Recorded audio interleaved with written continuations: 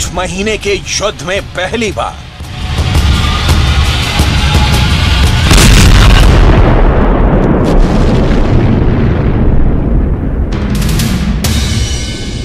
परमाणु हमले की आशंका है।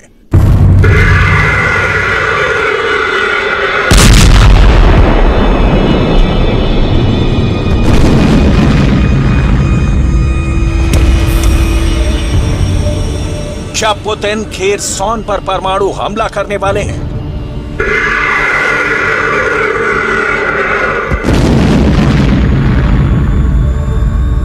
आखिर खेरसॉन और यूक्रेन के रूस पर कब्जे वाले दूसरे प्रांतों में लगातार लोगों को क्यों बाहर निकाला जा रहा है?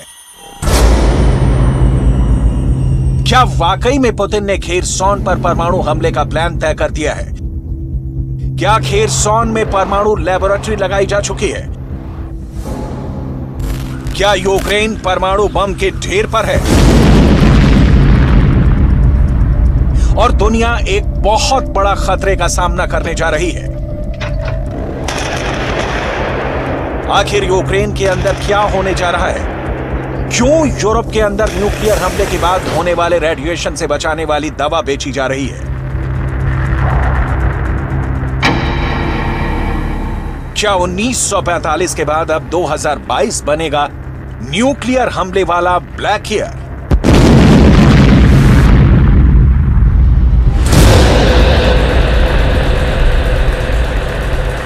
सबसे बड़ा सवाल यह है कि आखिर क्यों रूस ने यूक्रेन के 4 प्रांतों खेरसॉन, ज़पोरिज़िया, लुहांस्क और डोनेट्स्क से लोगों को बाहर निकालने का प्लान बना लिया है। हर दिन 10,000 लोगों को रूस के इन 4 प्रांतों से बाहर निकाला जा रहा है। खासकर रूसी भाषा बोलने वाले लोगों को लगातार इन 4 प्रांतों से बाहर निकालकर रूस भेजा जा रहा है। रूस ने आरोप यह लगाया है कि इन 4 प्रांतों से आम लोगों को इसलिए बाहर निकाला जा रहा है क्योंकि यहां पर यूक्रेन की आर्मी आम लोगों पर भीषण हमले कर रही है। लेकिन सच क्या है? कई एक्सपर्ट्स दावा कर रहे हैं कि कई अखबारों में यह प्रकाशित किया जा रहा है कि पुतिन खेरसॉन पर परमाणु हमला करने की प्लानिंग कर रहे हैं। लेकिन सवाल यह है कि अगर इस परमाणु हमले की जद में आम लोग आए तो पुतिन के लिए अंतर्राष्ट्रीय स्तर पर जवाब देना बहुत मुश्किल हो जाएगा। इसलिए इन 4 प्रांतों से पहले ही आम लोगों को बाहर निकाला जा रहा है ताकि रूस इन 4 प्रांतों को बचाने के लिए किसी भी हद तक जा सके और जरूरत पड़ने पर यूक्रेन के कब्जे वाले इलाकों और ज़ेलेंस्की की आर्मी पर टैक्टिकल न्यूक्लियर बम का इस्तेमाल भी कर सके।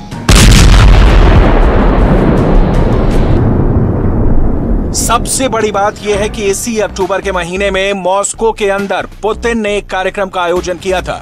इसी आयोजन में पुतिन ने ज़पोरिज़िया, खेरसॉन, लुहांस्क और डोनेट्स्क को रूस में शामिल करवाने का ऐलान किया था।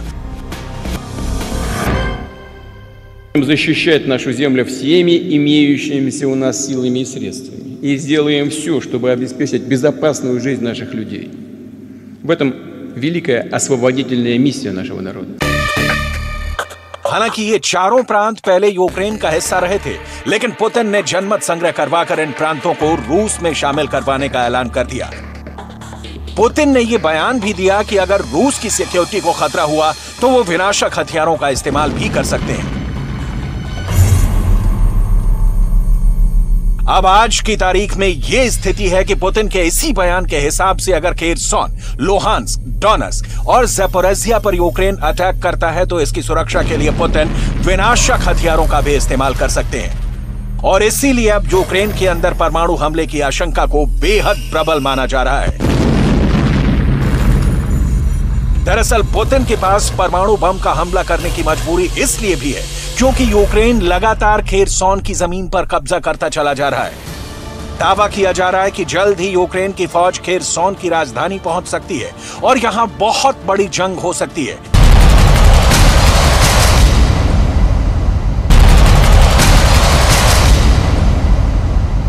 अगर ज़ेलेंस्की के बयानों की माने तो खेरसॉन के 500 वर्ग किलोमीटर से ज्यादा बड़े इलाके पर यूक्रेन का कब्जा हो चुका है।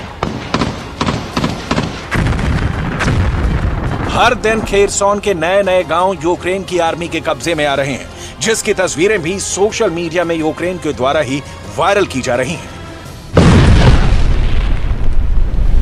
देखिए, ये खेरसॉन के नोआ काखोवका गांव के आसमान की तस्वीर है, जिसे 24 घंटे के अंदर यूक्रेन ने रूस के पंजे से बाहर निकाल लिया है। ये तस्वीर देखिए, यूक्रेन का दावा है कि ये खेरसॉन का ही एक इलाका है जहां पर रूस के ठिकानों पर भीषण बमबारी की गई है।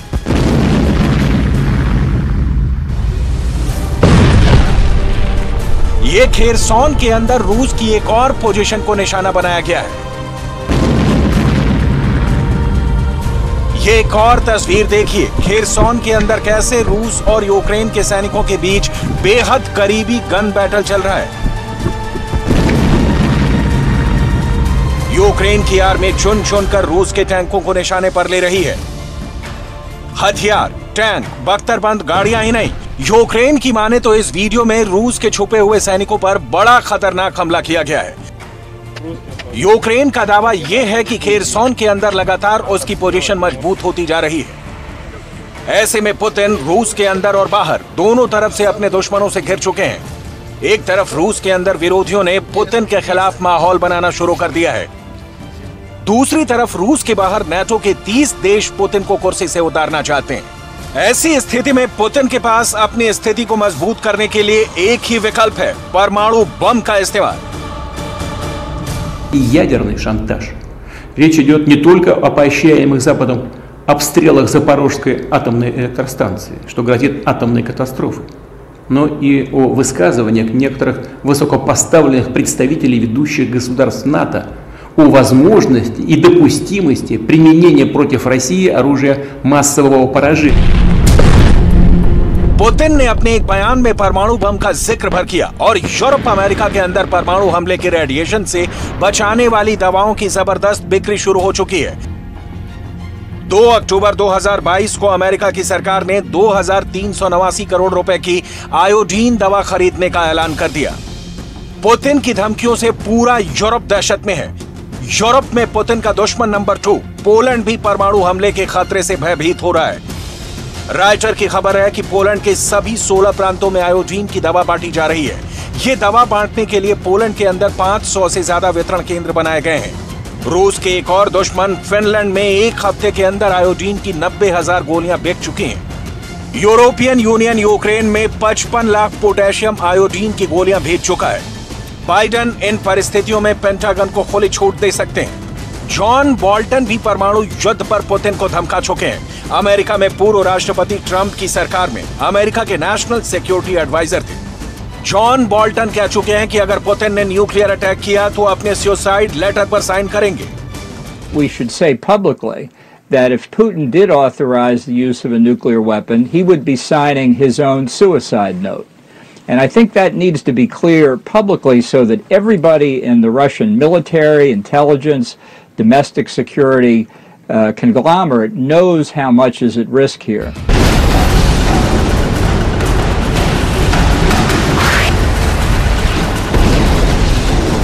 ट्रंप भी कह चुके हैं कि दुनिया परमाणु युद्ध की तरफ बढ़ चुकी है और किसी भी तरह यूक्रेन युद्ध को रोकना होगा।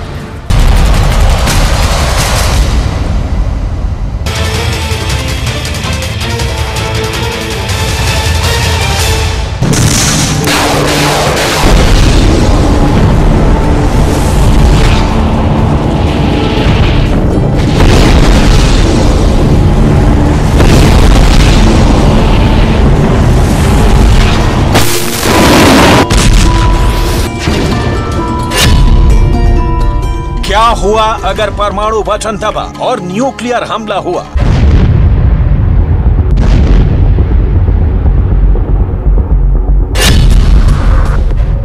पुतिन के टारगेट पर दुनिया के कौन कौन से शहर होंगे?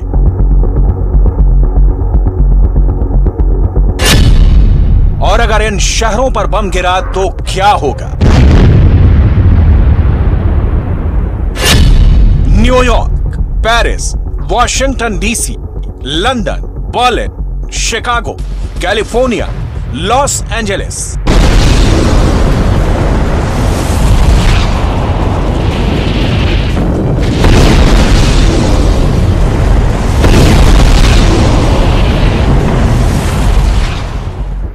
ये नाम इसलिए क्योंकि पुतिन की रेंज इन शहरों तक है, और अगर नाटो और अमेरिका ने उनके साथ न्यूक्लियर युद्ध शुरू किया तो पुतिन इन सभी शहरों को धूल में मिला देंगे।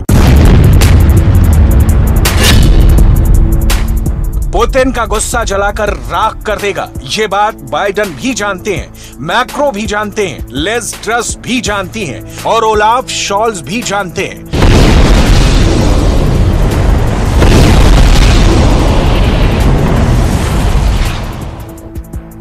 पुतिन की न्यूक्लियर कमांड इस वक्त पूरी तरह एक्टिव है। वो अपने तमाम खतरनाक न्यूक्लियर हथियारों और उनके डिलीवरी सिस्टम को पूरी तरह परख चुके हैं। ऐसे में अब सबसे बड़ा सवाल कि अगर न्यूक्लियर बम वाला हमला हुआ तो नाटो के शहरों का क्या हाल होगा। ये रिपोर्ट बहुत गौर से देखिएगा। सबसे पहले बात अमेरिका की आर्थिक राजधानी न्यूयॉर्क की।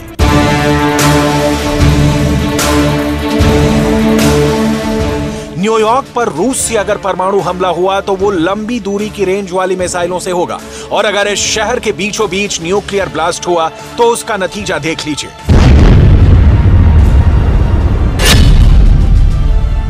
अगर हमला 500 किलो टन के न्यूक्लियर बम से हुआ, यानी ऐसा बम जो हिरोशिमा पर गिराए गए एटम बम से 30 गुना ताकतवर हो, तो क्या होगा? न्यूयॉर्क शहर के बीचों बीच इस धमाके से करीब करीब पूरा शहर खत्म हो जाएगा।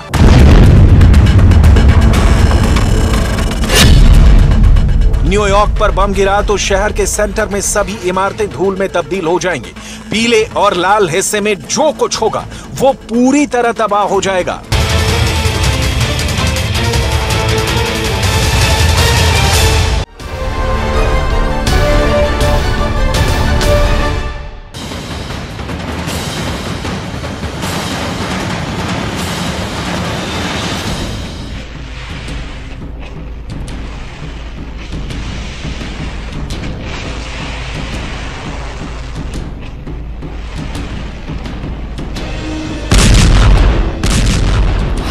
ड्रोन के बाद पुतिन का सबसे बड़ा हथियार। क्या ईरान से कुछ खास लेने वाले हैं पुतिन?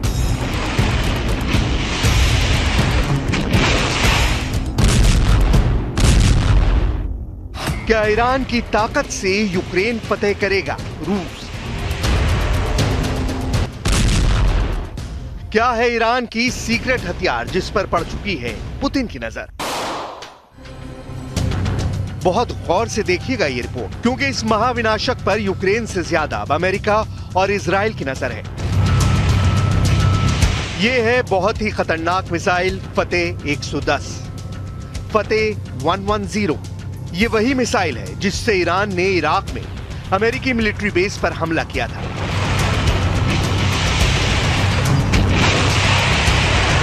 ये वही मिसाइल है जिससे ईरान ने जनरल कासिम सुलेमानी की हत्या का बदला लिया था। ये वही मिसाइल है जिसके धमाके ने 100 से ज्यादा अमेरिकी फौजियों को जहनी रूप से बड़ी चोट पहुंचाई, जिसे ट्रॉमेटिक ब्रेन इंजरी भी कहते हैं। हमले के बारे में तफसील से जानने से पहले देखिए ये मिसाइल क्यों खबरों में है। अमेरिका से लेकर यूरोप तक मीडिया इसी मिसाइल की बात कर रही है।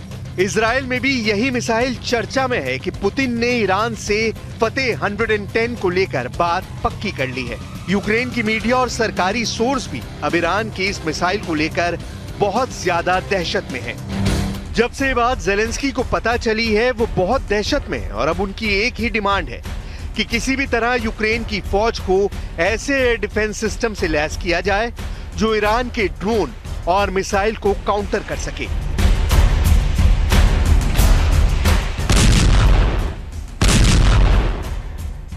Сьогоднішній російський обстріл ракетами і дронами теж призвів до нових перебоїв з електрикою, але це виправляється. Відновлювальні роботи тривають. Така форма терору не дасть Росії нічого навіть зараз, коли ми ще не маємо достатньої кількості систем ППО. फतेह 110 मिसाइल का ज़ेलेंस्की को डर क्यों इतना ज्यादा है, इसकी बहुत ही बारीक बातें आपको बताते हैं। ईरान की ये मिसाइल 300 किलोमीटर तक हमला कर सकती है और ये अपने टारगेट के 3 मीटर के दायरे में गिरती है। एक बैलिस्टिक मिसाइल का इतना सटीक होना बहुत बड़ी बात है और यही बात पुतिन को पसंद आ गई है।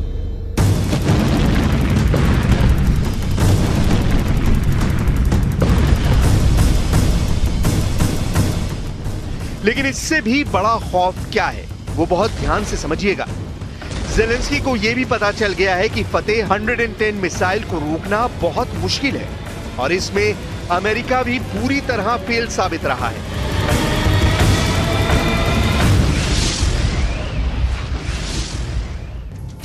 आठ जनवरी 2020 को ईरान ने जब इराक में अमेरिका के 2 मिलिट्री बेस पर हमला किया, ये उसकी सैटेलाइट तस्वीरें हैं।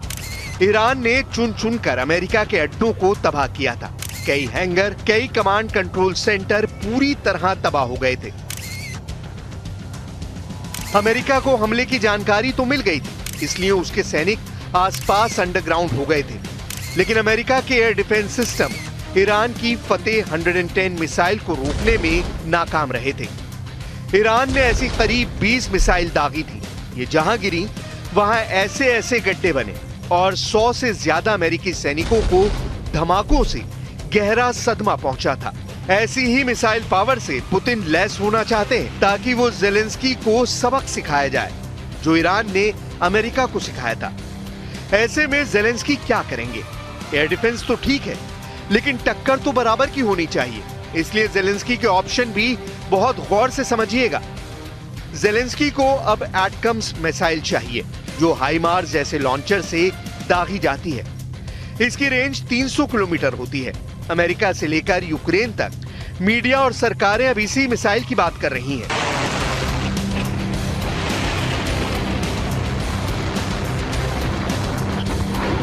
एटकम्स मिसाइल पर अमेरिका ने अभी तक खामोशी बनाए रखी है, क्योंकि अगर ज़ेलेंस्की को यह मिसाइल मिली तो उनके हमले रूस के अंदर तक होंगे और ये युद्ध का दायरा बढ़ाने वाला बड़ा खतरा हो सकता है।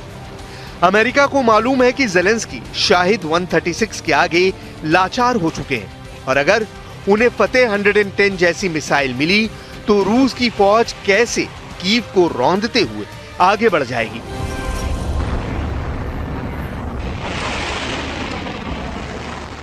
The most recent escalation, the United States strongly condemns Russia's missile strikes today, which continue to demonstrate Putin's brutality. As you know, President Biden and the G7 leaders met with President Zelensky last week, and President Biden also spoke with President Zelensky one-on-one the day before that G7 conversation. We are in daily touch with the Ukrainians across the administration, from the National Security Advisor to the Department of Defense and the Department of State. On Friday, we announced an additional $725 million in security package for Ukraine to provide critical needs for it to defend itself, continue to defend itself and bravely.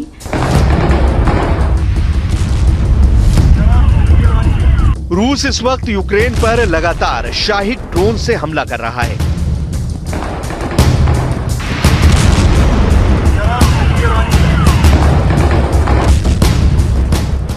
Kyiv पर ऐसे कई धमाके हुए, जिसका धमाका सबसे ज्यादा Zelensky के बंकर में गूंज रहा है। ऐसे ही ड्रोन हमलों से पुतिन यूक्रेन की बिजली ठप करना चाहते हैं, ऐसे इल्जाम ज़ेलेंस्की लगा रहे हैं। Російський обстріл ракетами і дронами теж призвів до нових перебоїв з електрикою, але це виправляється. Відновлювальні роботи тривають. Така форма терору не дасть Росії нічого навіть зараз, коли ми ще не маємо достатньої кількості систем ППО. शाहिद 136 वाकई बहुत खतरनाक ड्रोन है जो अकेले हमला नहीं करता, बल्कि एक साथ कई ड्रोन लॉन्च किए जाते हैं। ये आत्मघाती ड्रोन है। इन्हें ईरान का कामिकाजे ड्रोन कहा जाता है, जो यूक्रेन की पोजीशन पर अटैक कर रहे हैं।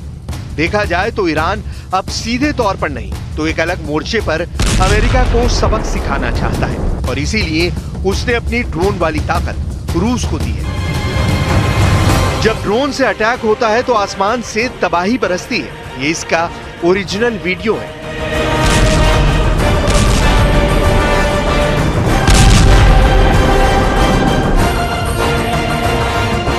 ड्रोन जब ऐसे गिरता है तो बचने का कोई तरीका नहीं रहता।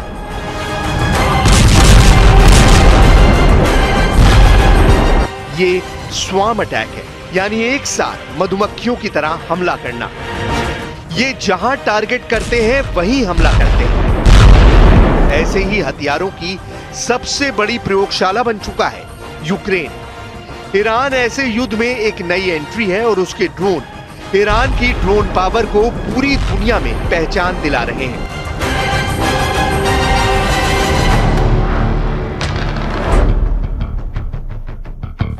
अब बारी फतेह 110 मिसाइल की है, जो पुतिन को गजब की पावर देगी। ईरान के हथियार मिलने से पुतिन को जबरदस्त फायदा हुआ है, जबकि ज़ेलेंस्की को अब बड़े नुकसान का खतरा समझ में आ गया है। Дня триває розбір завалів у тих місцях, куди російським терористам все ж таки вдалося сьогодні влучити. У Києві вони вбили молоду родину, поціливши в житловий будинок іранським шахедом. Хлопець і вагітна дівчина на 6-му місяці. Володимир Путін може записати собі чергове досягнення. Убив ще одну вагітну жінку. Загалом 4 людини вбито тільки цим шахедом. Були і інші влучання. Понад 25 населених пунктів нашої країни опинились під ударами цієї ночі. अमेरिका से मिले हाइमार्स रॉकेट सिस्टम अभी तक पुतिन के युद्ध पर ब्रेक लगाने की कोशिश कर रहे हैं। पुतिन बिल्कुल नहीं चाहेंगे कि डॉनबास को जीतने वाली उनकी रफ्तार थमे। यही वजह है कि पुतिन और ईरान के राष्ट्रपति इब्राहिम रईसी के बीच ड्रोन पावर को लेकर बड़ा सीक्रेट समझौता हुआ और फिर ईरान के ड्रोन रूस पहुंचने लगे। अभी यूक्रेन को मिले हाइमार्स मल्टी रॉकेट सिस्टम 70 किलोमीटर से ज्यादा रेंज तक रूस के ठिकानों को निशाना बना रहे हैं। इस सिस्टम को ट्रैक करके फौरन खत्म करना आसान नहीं है। यही वजह है कि रूस अब ईरान से बड़ी तादाद में ड्रोन लेकर यूक्रेन के आसमान में एक ऐसा नेटवर्क कायम करना चाहता है जो हाइमार्स या यूक्रेन के किसी भी हथियार की सटीक पोजीशन रूस की कमांड पोस्ट तक पहुंचा दे और फिर रूस यूक्रेन की उस लोकेशन पर फौरन कार्रवाई करे। हाइमार्स जैसा खतरनाक हथियार ईरान ने भी तैयार कर लिया। If son of the soils have worked hard to ensure that they have better living conditions, better infrastructure, better health facilities, why would the people of Himachal Pradesh not bless the Bharatiya Janata Party? This is the confidence with which we seek the blessings of every citizen of Himachal Pradesh. हम यहां आज बैठे हैं तो ये बता के सुनिश्चित करना चाहते हैं, हम अपनी मेहनत, अपने काम, अपनी लगन, अपनी निष्ठा, अपनी ईमानदारी पे पुनः सरकार बनाएंगे।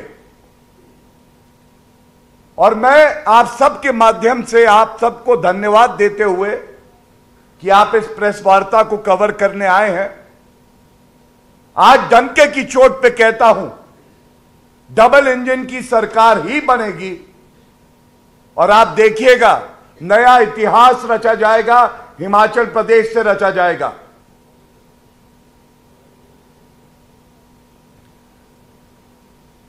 सबके अपने अपने माध्यम होते हैं। भारतीय जनता पार्टी वो पार्टी है जिसको घर घर से आशीर्वाद मिलता है।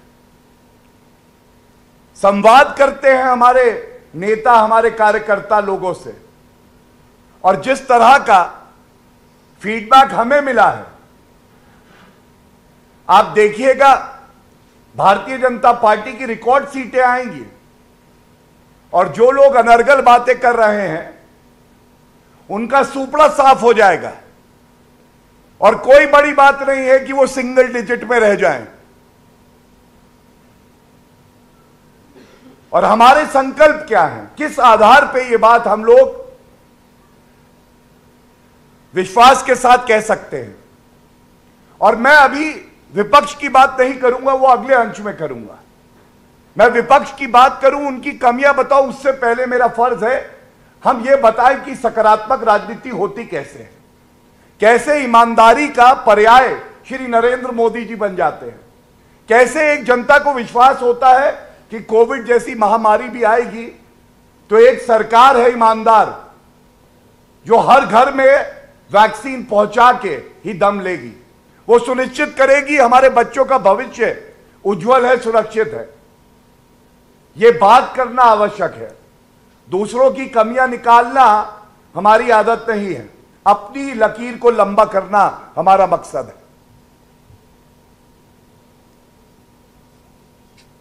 There is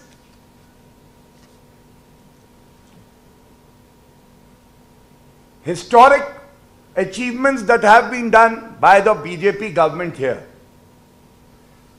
And when I say the same, when AIIMS Bilaspur was completed, it was a historic moment for everyone. और क्यों कहते हैं कि यह ऐतिहासिक था? आज हिमाचल की जनता यह पूछ रही है, 3 अक्टूबर 2017 को शिलान्यास होता है। प्रधानमंत्री जी की दूरदर्शिता देखिए, विकास की गति देखिए। जो प्रधानमंत्री शिलान्यास करता है 5 साल में सुनिश्चित करता है कि उसका लोकार्पण। और मुझे यह भी ध्यान आता है कि भ्रष्टाचारी पार्टियों की सरकार, खासकर कांग्रेस, शिलान्यास तो हो जाता था चुनाव से पहले, लेकिन दशकों निकल जाते थे, पुश्तें बदल जाती थी।